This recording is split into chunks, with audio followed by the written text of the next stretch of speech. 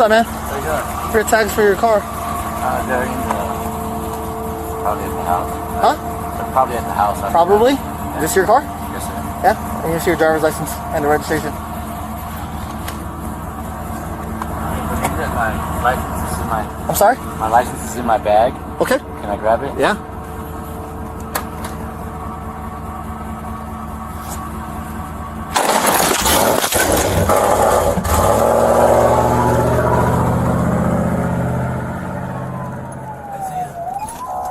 Is the RP advising of a gunshot wound?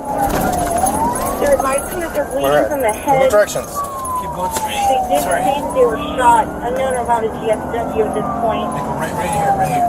Right The helmet is on. They're not responding at all, and they appear to have a pulse. Soldier is never responding. Go to the street.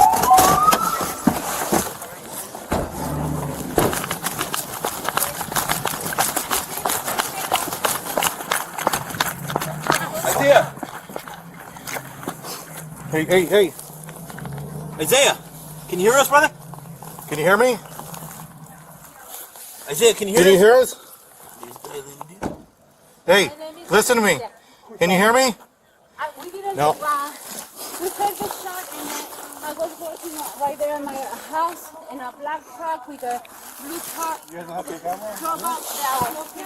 Camera. Can we get this off? I got nowhere. I don't have anything. No idea what happened. I don't know if I can't tell if he's breathing or not. Get them back. Have them scoot back. I can't tell if he's breathing. I got a lot coming out. Hey, get my There you AED. Nagel. AED. AED now. Showcase by his foot. Got it.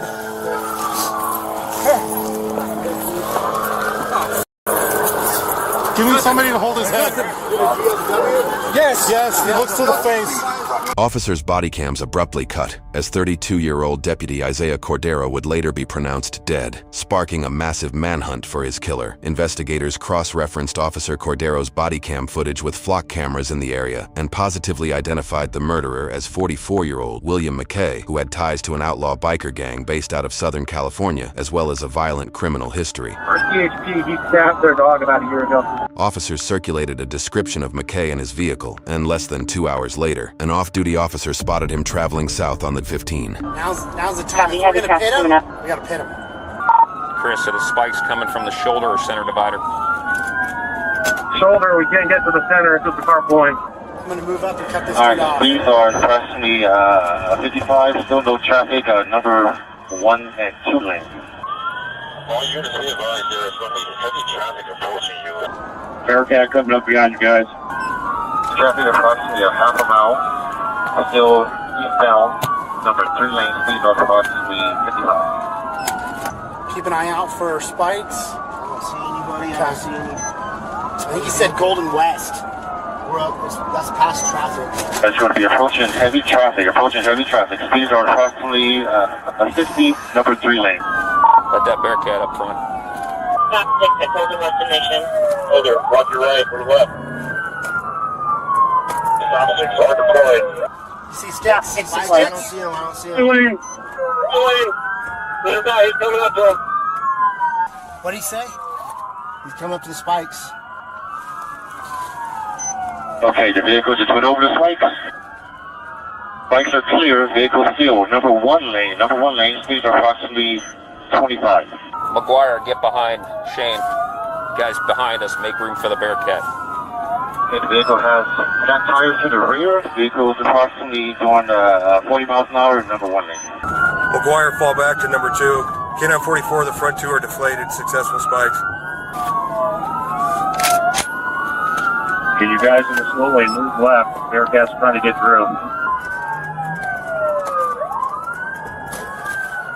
The whole 1 lane's going to have a lot of traffic. Okay, vehicle is number 1 lane approaching. Speeds are approximately 50 miles an hour. You guys, you are approaching heavy traffic to a stop. Do you see a Bearcat? I do not see a Bearcat. Oh, here he comes. I think he's going to come up on the right. So he's got a lane? Yeah, we got a lane. Yeah, he's got a Oh, lane. is in the carpool lane. Approaching Riverville, coming up on heavy traffic, just emergency number 2. He's coming up. Okay, on the right. You're right on the right. Vehicle just emerged from the number 2, number 3. Looks like it's going to be getting off at Riverville. Possibly exiting at Riverdale. Hey, Bearcat's trying to get in front of here. That's it. Shane, let that Bearcat in front of you. McGuire, move.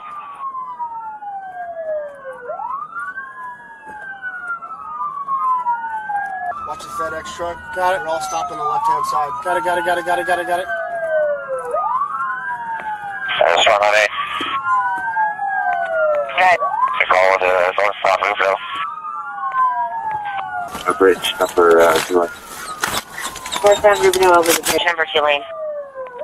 He's on heavy traffic, getting back on the 60 west now. There's too much congestion here, fellas, but when it's safe to do so, we're going to pit him with the Bearcat.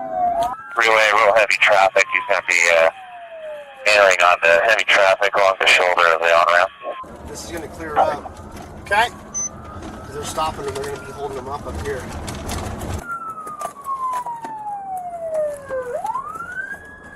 Okay, so along the shoulder, continuing 60, about 35 miles per hour, heavy traffic. Bearcat 3, are you close? Just past Valley Way, heavy traffic over here.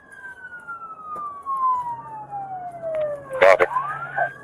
He's on the shoulder. Got it. He's in the emergency lane on the side of like a retaining wall, paralleling the freeway along Canal, in between Canal and the 60 west now.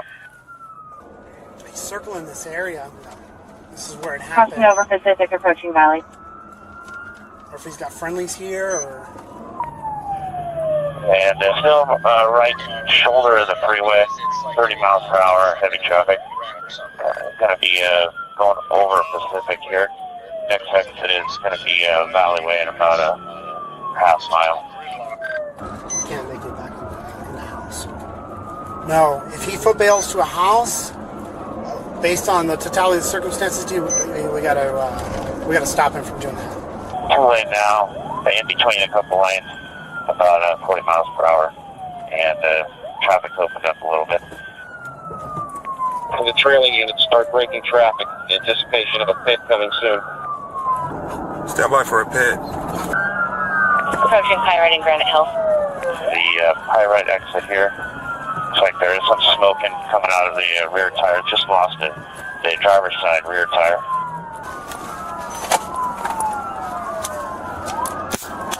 Make sure our speed's correct before we try that pit. We may be going too fast now. Here's my passenger front tire. Front tire, got it. Another tire. Okay, just smoke coming from that passenger front tire. He just lost that on the freeway. Passing the Pyrite exit, going towards Pedley exit. So remember, this turns into a city. We're on the right-hand side. Watch your backdrop with the freeway on the left. Yeah.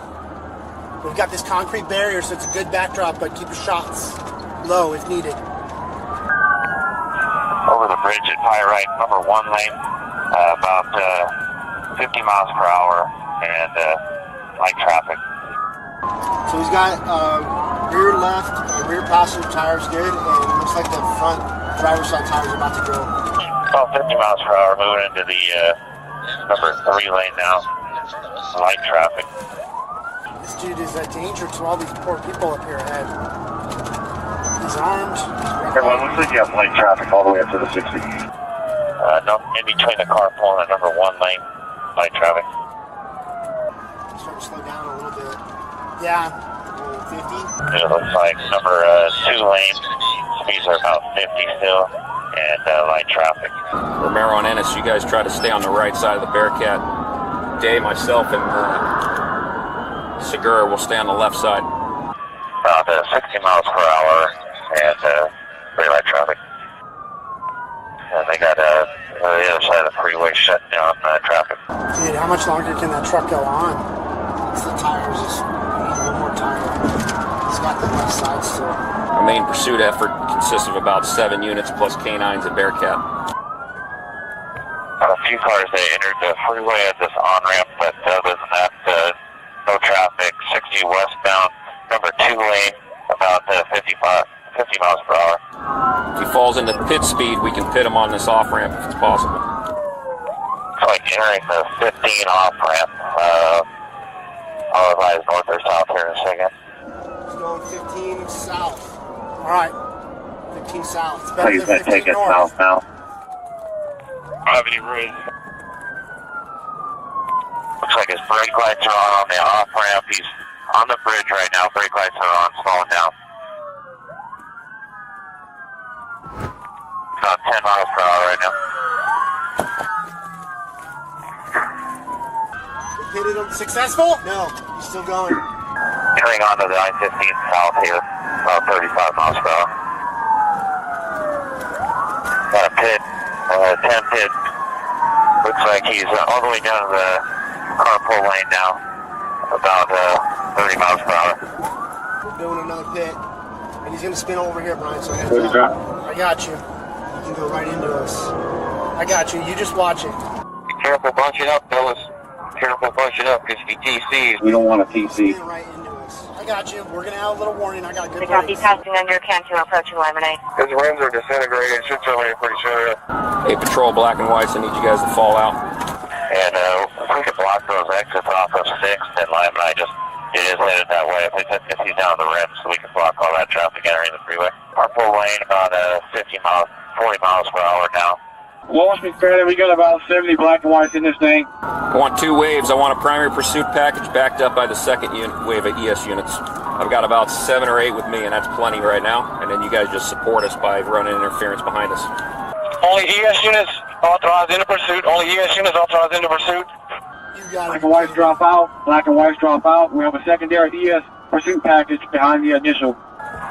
Also 10, all patrol units currently engaged in the pursuit, 1022. All patrol unit, black and whites, 1022. Bearcat 3, are you close? Crossing under the bridge on 6, approaching second.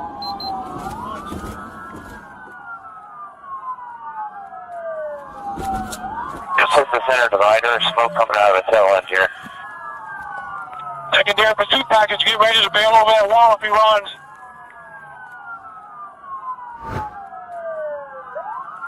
We got a CHP stop via northbound traffic.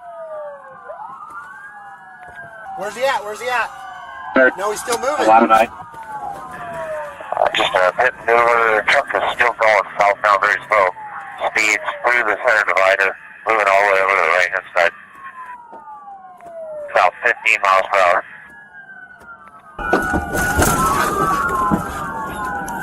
Clear the air. He's brandishing a handgun. He's shooting.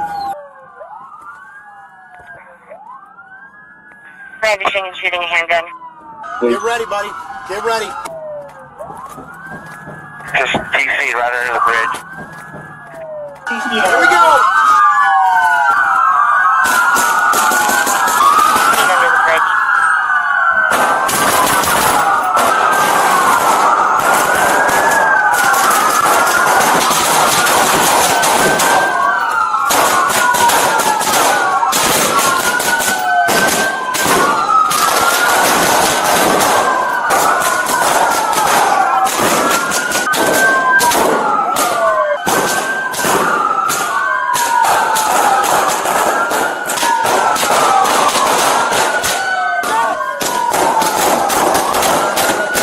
Suspect is down. Cease fire. Hey, hold your fire.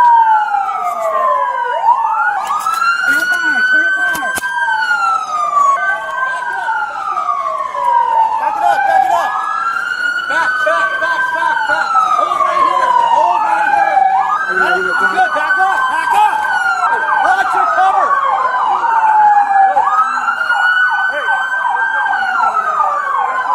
Kill your sirens. Check those deputies over there. Are any of our people hit? None of us got hit, right? Let's confirm that. And then I'm going to take an element to the back of that Bearcat. Ball speed. We're above the bridge. Got a visual of the passenger side of the truck. You're in charge of this team. If he goes that way, you're in charge. Got it. I need you with your dog. All the deputies on that side of you are code 4. Okay, I want to take a look from the Bearcat in there so we can assess that.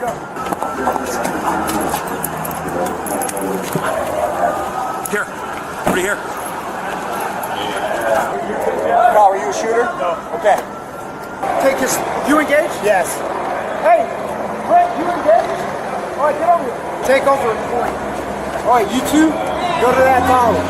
The dog is going to push. You're trying to fire at the Bearcat. Did he shoot? No. Yeah, do with us. We're good. Back up.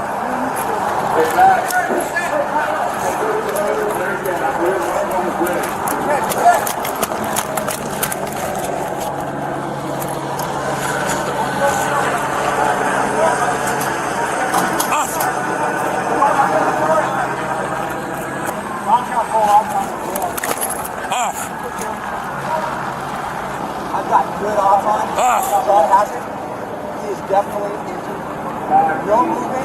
He's not clearly breathing. William McKay was found deceased. According to the autopsy report, he had a total of 12 gunshot wounds, including 6 shots to his head, another which penetrated his lungs, and a fatal shot to the neck which severed his spinal cord. A total of 79 rounds and shells were fired by officers. A search of his vehicle yielded a plastic bag containing a white powdery substance, the firearm he used to murder Deputy Cordero, numerous credit cards he fraudulently used at various locations, and his membership card to a violent white supremacist outlaw biker gang. McKay's lengthy criminal record began in 1999 when he pleaded guilty to assault with a firearm and spent 3 years in prison. In 2005, he was an accomplice to a burglary where he choked a man and smothered a woman before stealing $3,700. He pleaded guilty to first-degree robbery and 2 counts of assault and sentenced to 13 years in prison. In 2021, McKay and an accomplice held a woman who had been house-sitting for McKay against her will. McKay alleged that she took part in burglarizing his home, but rather than alert police, he assaulted her and bound her and her mother with duct tape and threatened to kill them. The victim managed to escape and alert San Bernardino's sheriff's deputies, who pulled him over 2 days later in a stolen truck. He and his accomplice fled into the desert where they were surrounded, and his accomplice stabbed a police canine. McKay represented himself in court after his arrest and requested a bench trial, where a trial judge heard evidence and found him guilty of false imprisonment, evading a peace officer, making criminal threats likely to produce death, and receiving stolen property. According to court transcripts, the judge found him not guilty of kidnapping because the victim was not forcibly moved from where she was held. McKay's bail was reduced from $950,000 to $500,000 to remain in compliance with San Bernardino's bail schedule for a 3-strikes case. Needing to only pay 10% of the bail and allowed to use property like a house or pickup truck, McKay made bail by promising property valued at $50,000. He was arrested on a new drug charge prior to his sentencing, where he made bail again, this time for $50,000. When McKay failed to appear to his sentencing hearing, a warrant was issued and his bail was forfeited. His warrant was still active when Deputy Cordero pulled him over for not having a rear license plate.